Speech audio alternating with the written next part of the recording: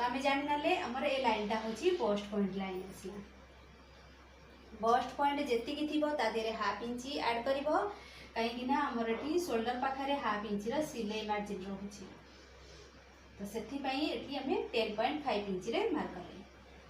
तो यार आम मिडिलटा जाना केमी आमर कौ जगार बस्ट पॉइंट आसो पर्टिकुलर भाव में ए जगह आसो ना ए जगह आसो ना ये आसो जाने ताकू आम कौन करवा चेस्ट 10 भाग गोटे भाग नवा जेहेतु आमर 36 अच्छी चेस्ट आमर 36 अच्छी माने तार 10 भाग केते होची 3.6।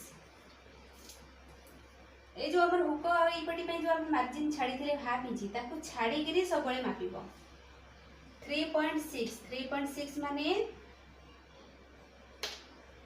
3 इंच 6 सुतु 3 इंच 6 सुतुरे मार्क कले। एटा आमर जना पड़गला एटा आमर होची बस्ट पॉइंट बा टक्स पॉइंट जो कहबा एटा आमर बस्ट पॉइंट बाहर यही बस्ट पॉइंट को लक्ष्य रखिकी आम आउ 3टा टक्स मार्किंग करवा 4टा टक्स मार्किंग करवा।